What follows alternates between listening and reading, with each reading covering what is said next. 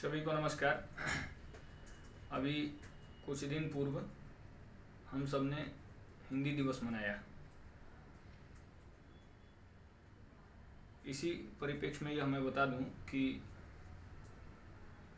ग्राम उदय foundation एक अभियान चला रहा है, जिस अभियान का मुख्य उद्देश्य यह है कि हिंदी अपने मूल स्वरूप में स्थापित हो और मिलावट मुक्त हिंदी, जिसमें हम यह भी कह रहे हैं कि किसी भी भाषा का हस्तक्षेप, किसी भी ऐसी भाषा जिसने हिंदी के ऊपर आक्रमण किया है,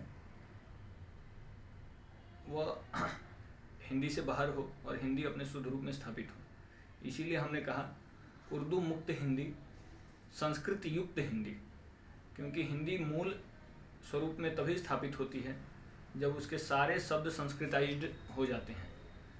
और यही ग्राम उदय फाउंडेशन का विशेष आग्रह है। भारत में जो भाषाओं का कॉन्सेप्ट रहा उसको दो स्तर पे हम समझते हैं। जब भी दो व्यक्ति आपस में कम्युनिकेट करते हैं परंपरा में, भारत में, तो उनके दो ही माध्यम हैं। अगर दो गैर भाषी, दो ऐसे व्यक्ति हैं जिनकी भाषाएं भिन्न भिन्न हैं, जैसे कि एक व्यक्ति गुजराती है और एक व्यक्ति तमिल है, तो स्वाभाविक सी बात है उसके कम्युनिकेशन का जो माध्यम था वो संस्कृत था। और अगर समान भाषी है तो उसके कम्युनिकेशन का माध्यम वो क्षेत्रीय भाषा थी। जैसे कि अगर दो गुजराती आपस में कम्युनिकेट कर रहे हैं तो स्वाभाविक सी गुजराती में कम्युनिकेट करेंगे, दो मलयालम भाषी आपस में कम्युनिकेट कर रहे हैं तो मलयालम में कम्युनिकेट करेंगे। लेकिन जब एक मलयालम भाषी एक कन्नड़ भाषी से कम्युनिकेट करेगा तो स्वाभाविक है कि उनके कम्युनिकेशन का माध्यम संस्कृत होगा। हमारे यहाँ यही परंपरा रही है, या तो क्षेत्रीय भाषा या संस्कृत। किसी भी बाहरी भाषा, चाहे वो अंग्रेजी हो, उर्दू हो, उर्दू को भी मैं यहाँ पे बाहरी भाषा ही मानता हूँ, क्योंकि ये तभी आई है जब से भारत में मुगल आए। तो हमारा लक्ष्य यही है, जैसे कि किसी को दूध में मिलावट स्वीकार्य नहीं है, किसी को भी मिलावट पसंद नहीं होती है, तो फिर भाषा में मिलावट क्यों?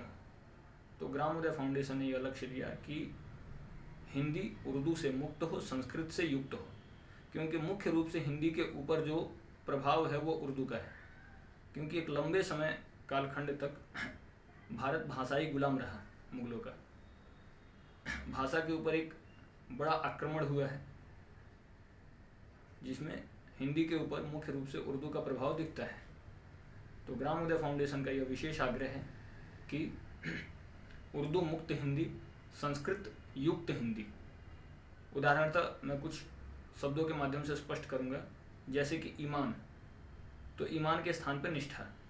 कसम, कसम के स्थान पर शपथ या संकल्प। किताब, किताब के स्थान पर पुस्तक। ऐसे ही अनान्य शब्द हैं। कई लोगों ने यह भी कहा कि कुर्सी, गिलास, इसके लिए हिंदी क्या होगा?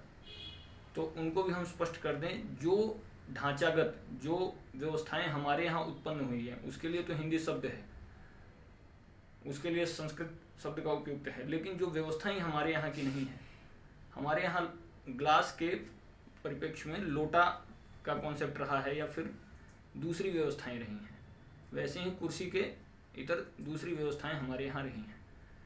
तो हिंदी को उसके मूल स्वरूप में स्थापित करना, और यह तर्क लोग बिल्कुल भी ना दें कि अब मोबाइल फ़ोन के लिए तो जो व्यवस्थाएं ही बाहर से आ रही है, जो व्यवस्थाएं ही गैर हिंदी, गैर संस्कृत क्षेत्र से उठ के आ रही है, उसके लिए हिंदी का कोई शब्द स्थापित हो जाए ऐसा दिखता नहीं है। जो व्यवस्थाएं हमारे यहाँ हैं पहले तो उसको उसके मूल स्वरूप में स्थापित कर दिया जाए।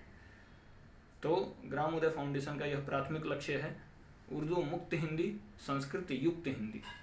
मैं पुनः इसको दोहरा रहा हूँ, उर्दू मुक्त हिंदी, संस्कृत युक्त हिंदी। हमारा लक्ष्य केवल उर्दू से मुक्त करना नहीं, अपितु संस्कृत से युक्त करना भी उसको है। इन्हीं सारे विषयों के साथ मैं अपने शब्दों को विराम दूंगा। सादर धन्यवाद, नमस्कार।